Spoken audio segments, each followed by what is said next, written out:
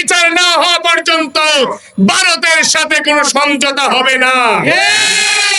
আপনার বাদের রক্তের সাথে বেঈমানি করা যাবে না, ফেলানির রক্তের সাথে বেঈমানি করা যাবে না। সীমান্তে 2000 যে শহীদ বাঙালি, তাদের রক্তের সাথে বেঈমানি করে কোনো সম্পর্ক স্থাপন করা যাবে না। যে খুনি হাসিনা এই দেশে হাজার হাজার মানুষকে হত্যা করে ভারতে আশ্রয় নিয়েছে, আমার আজকে আফসোস করে বলতে হয়, ভারতের সাথে বর্তমান সরকার এই শেখ হাসিনাকে ভারতে রেখে কিভাবে কূটনীতিক সম্পর্ক চালু করে। আমি প্রথমেই যেটি চেয়েছি এবং আজকের সমাবেশ থেকে বলতে চাই যে এই শেখ হাসিনাকে ভারত থেকে বিতাড়িত করে তারপর হচ্ছে ভারতের সাথে বাংলাদেশের সম্পর্ক উন্নয়ন সম্ভব। আর নয়তো কোনোভাবে আজকে যে বাংলাদেশ নিয়ে চক্রান্ত চলছে, এই চক্রান্ত কখনোই শেষ হবে না।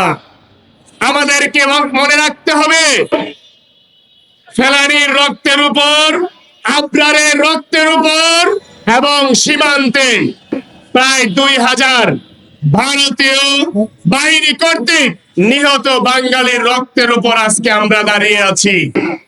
আজকের যে 24-এর গণ অভ্যুত্থান সংগঠিত হয়েছে, এই গণ অভ্যুত্থান তাদের রক্তের উপর।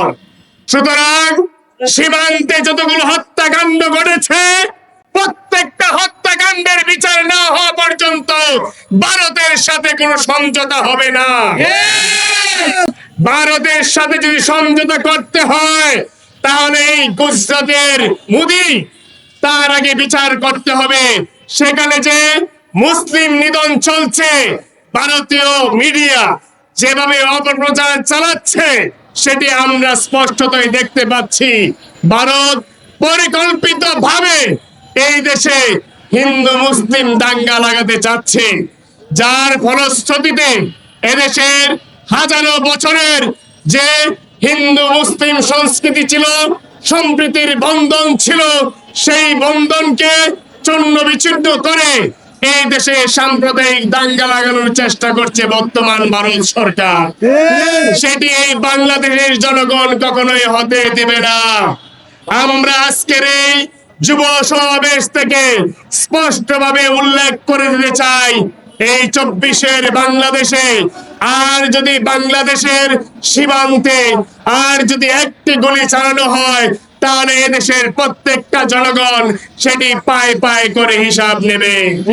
সীমান্তের হত্যা চিরতরে বন্ধ করতে হবে। ভারতের সাথে নতুন করে যদি কোনো সম্পর্ক হয়, সেটি ভারত থেকে সেই হাসিনাকে বিতাড়িত করার পর নতুন করে বাংলাদেশের সাথে ভারতের সম্পর্ক হবে। পরস্পরের দেশের সাথে পারস্পরিক যে সম্পর্ক হয়, সেই সম্পর্ক হবে। সেই সম্পর্ক কখনো স্বামী স্ত্রীর সম্পর্ক হবে না। আজকের সমাবেশ থেকে শুধু এইটুকু বলতে চাই, আপনার বাদের রক্তের সাথে বেঈমানি করা যাবে না, ফেলানির রক্তের সাথে বেঈমানি করা যাবে না।